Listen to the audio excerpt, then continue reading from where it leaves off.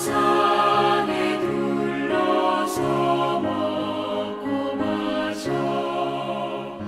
여기가 우리의 낙원이라. 고마워라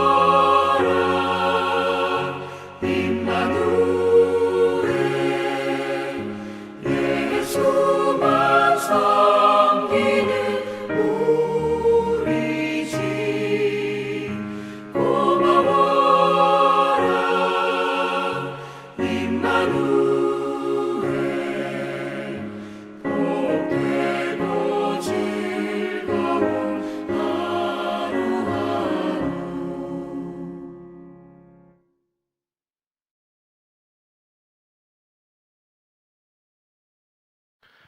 기도하시겠습니다. 하나님 아버지, 감사합니다.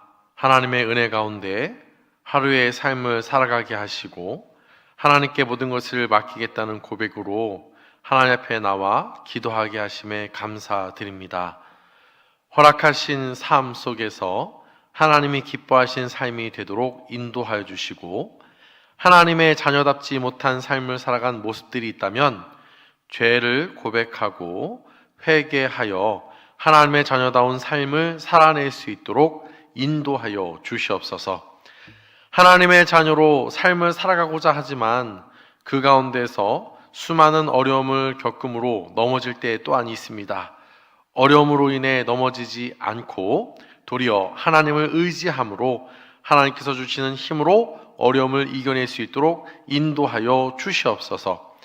특히 영적으로, 물질적으로, 환경적으로, 그리고 갑작스러운 사고와 질병 등으로 너무나 힘들어서 하나님을 의지하는 것을 잊고 살아가는, 또 하나님을 의지하지 못하는 안타까운 상황 속에 있는 손들이 있다면 그들의 마음을 어루만져 주사 하나님을 의지할 수 있도록 인도하여 주시옵소서.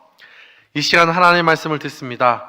말씀을 들을 때 성령님의 조명하심을 통해 깨달아 알게 하시고 삶에 적용하여 하루하루의 삶을 말씀 안에서 믿음으로 살아갈 수 있도록 인도하여 주시옵소서. 그리 살아가는 모습으로 인해 다음 세대도 또한 그 모습을 본받아 믿음 안에서 자라게 하시고 이 땅 가운데 하나님의 나라를 보여주는 삶이 되도록 인도하여 주시옵소서. 이 모든 간구 가운데 가장 선한 길로 인도하여 줄 줄 믿고 예수님의 이름으로 기도드립니다. 아멘. 신명기 21장 15절에서 23절을 제가 봉독하겠습니다. 15절입니다.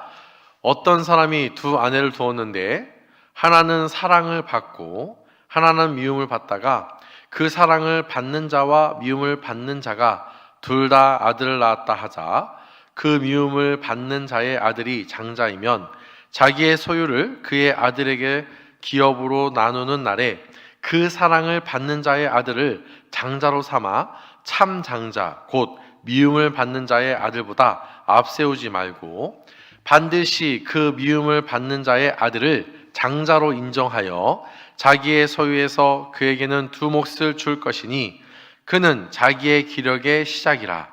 장자의 권리가 그에게 있음이니라. 사람에게 완악하고 패역한 아들이 있어 그의 아버지의 말이나 그 어머니의 말을 순종하지 아니하고 부모가 징계하여도 순종하지 아니하거든.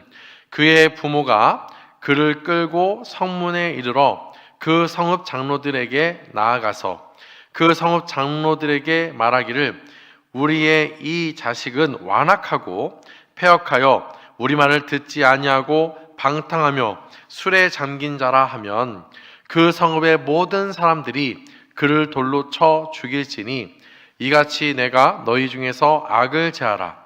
그리하면 온 이스라엘이 듣고 두려워하리라. 사람이 만일 죽을 죄를 범함으로 내가 그를 죽여 나무 위에 달거든 그 시체를 나무 위에 밤새도록 두지 말고 그날에 장사하여 내 하나님 여호와께서 내게 기업으로 주시는 땅을 더럽히지 말라.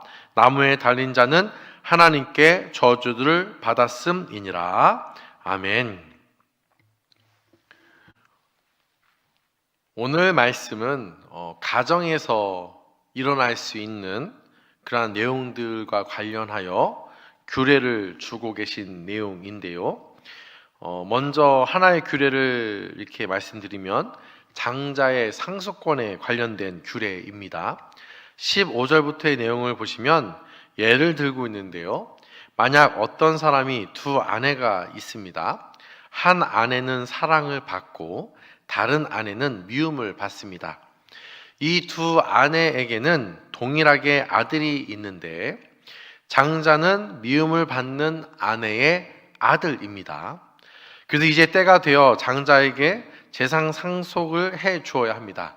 그때 어떻게 해야 할지를 말씀하고 계신데요. 다른 나라 사람들이라면 자신이 마음에 정한 대로 마음에 드는 아들이 장자가 되는 겁니다. 그러니까 유상 상속을 받을 수 있는 거죠. 바로 마음에 드는 자가 상속자가 되는 겁니다. 하지만 하나님의 입장에서는 그렇지 않습니다. 하나님의 백성은 미운 자이건 사랑을 받는 자이건 상관없이 본래 장자가 미움받는 아내의 아들이 장자라 할지라도 그가 장자가 되어야 한다라고 말씀하고 계십니다.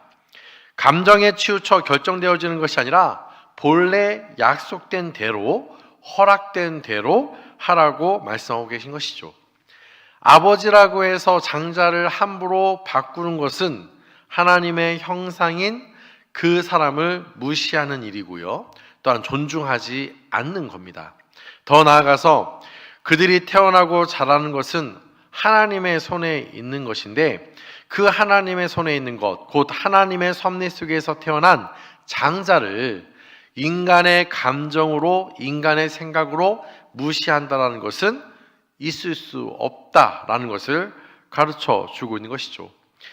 다른 나라 사람들 같은 경우는 그렇게 할지라도 하나님의 백성은 그리할 수 없다라고 말씀하고 계신 겁니다. 하나님의 섭리를 인정하고 그 속에서 하나님께서 정해주신 기준을 따라 살아가야 하는 겁니다. 정해진 기준을 자기 마음에 따라 함부로 변경하거나 바꿀 수 없는 겁니다. 마땅히 누려야 할 것을 빼앗을 수 없는 겁니다. 성도 여러분, 저 사람은 내가 좋아하는 사람이고 저 사람은 내가 미워하는 사람이라고 마땅히 주어져야 할 것들을 주지 않고 그를 제외시키면 안 된다라는 겁니다. 자신의 감정을 기준으로 삼아서 행동하거나 어떠한 중요한 일을 결정하면 안 되는 겁니다. 왜냐하면 우리의 감정이 아니라 하나님의 인도하심으로 그 모든 일들이 다 진행되어야 하기 때문이죠. 우리의 삶의 기준이 어디에 있습니까? 나의 감정이 기준이 되어서는 안 된다라는 겁니다.